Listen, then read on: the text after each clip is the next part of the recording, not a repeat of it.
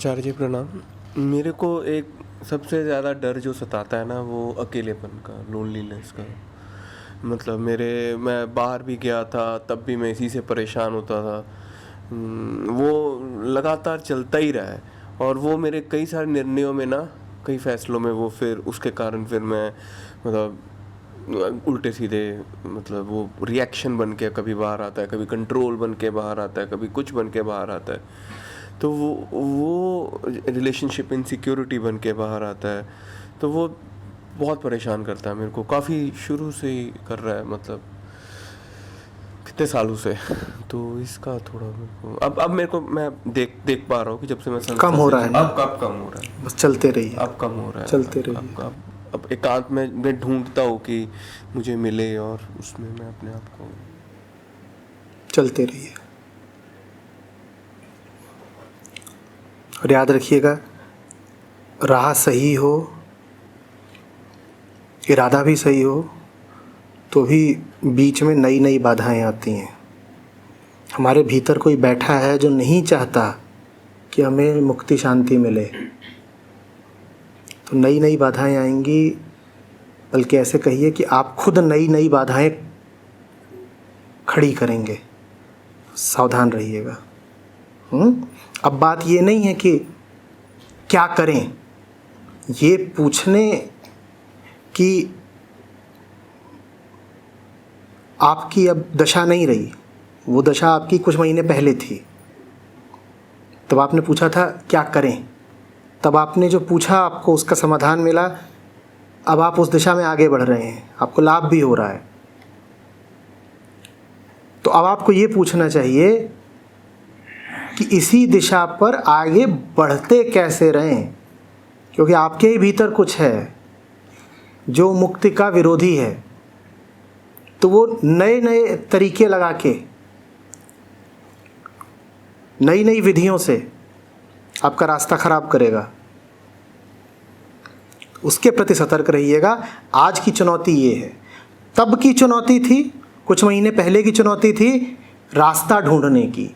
आज रास्ता ढूंढने की कोई चुनौती नहीं है, आपको रास्ता मिल चुका है।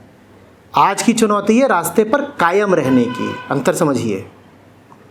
तो आप नहीं जानते तो करें क्या, अब आप जानते हैं क्या करना है और जो आपने करा उससे लाभ भी हुआ है ना। तो अब चुनौती ये है कि इसको करते रहना है, डिग नहीं जाना है, और डिगने की संभावना हमेशा है। तो सावधान। पहले तो बड़ा ट्रू लव सारी चीज़ें थी, है ना, कि एक बार तो दिमाग उड़ जाता है शुरू में। पर मैंने अपने अंदर ही देखा, सच्चाई अपने अंदर ही होती, कहीं और तो होती नहीं। तो मैंने अपने अंदर ही देखा कि ये एक बहुत ही डीप लेवल पे नीड बेस्ड है, बहुत अंदर जाके। और फिर मुझे उस चीज़ को देखने के बाद ऐसा लगा कि सारे रिश्ते ही ऐसे ही हैं, है ना।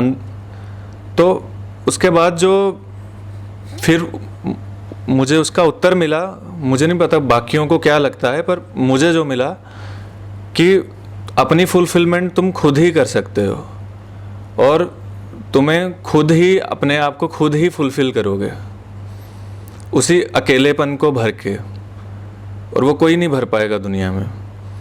और जो परफेक्शन मैं बाहर ढूंढ रहा हूँ वो नहीं मिलेगी कहीं।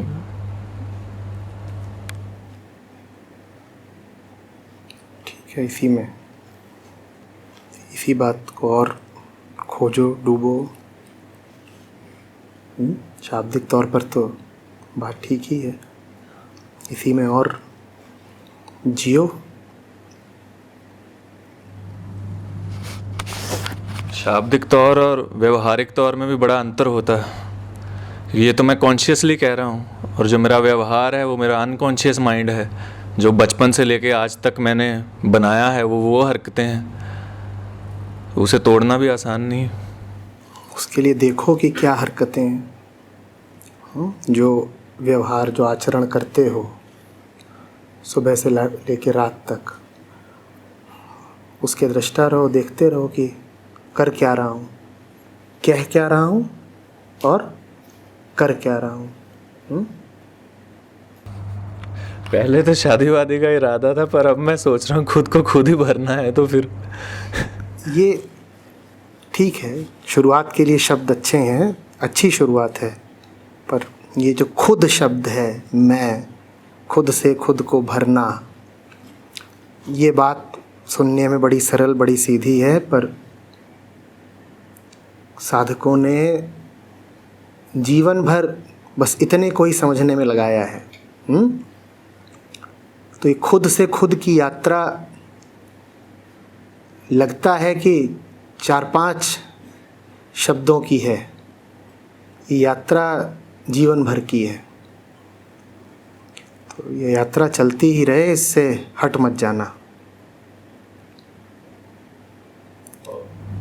और कोई रास्ता भी तो नहीं है ना। नीयत हो तो रास्ता सामने आता है। नहीं, मतलब हटके तो कोई रास्ता ही नहीं है, यही एक चीज़। बढ़िया बात। पर याद रखना कि माया तुम्हें रास्ता वहाँ भी सुझा देगी जहाँ कोई रास्ता नहीं है। ये बात तुम इस समय बोल रहे हो कि साधना के अतिरिक्त कोई रास्ता नहीं। दुनिया के लोगों को देखो, उनके पास तो साधना के अतिरिक्त रास्ते ही रास्ते हैं। तो सतर्क रहना। आचार्य जी, ये तो तभी पॉसिबल हो सकता है जब जो काम हम कर रहे हैं वो हमसे भी बड़ा हो, कुछ बहुत ही बड़ा काम हो जिसके लिए हम अपना जीवन समर्पित करें। काम बड़ा तब पता चलेगा जब अपने छुटपन का एहसास हो। मुक्ति तो समस्त उपाधियों से रहित है, सब विशेषणों के परे है, तो उसको ना बड़ा बोल सकते हैं ना छोटा। जब तुम कहते भी हो कि मुक्ति बड़ी बात है, तो वो तुम ईमानदारी से तभी कह सकते हो जब पहले अपने आप को छोटा जानो। तुम छोटे तो मुक्ति बड़ी, अन्यथा मुक्ति ना छोटी है ना बड़ी है। क्या खुद को छोटा जाना है? अगर खुद को नहीं छोटा जाना अभी तक, तो कोई बड़ा काम खोज ही नहीं पाओगे। जिसने अपने आप को छोटा नहीं जाना वो बड़ा काम नहीं खोज पाएगा। जिसने अपने आप को बद्ध नहीं जाना वो मुक्ति वाला काम नहीं खोज पाएगा।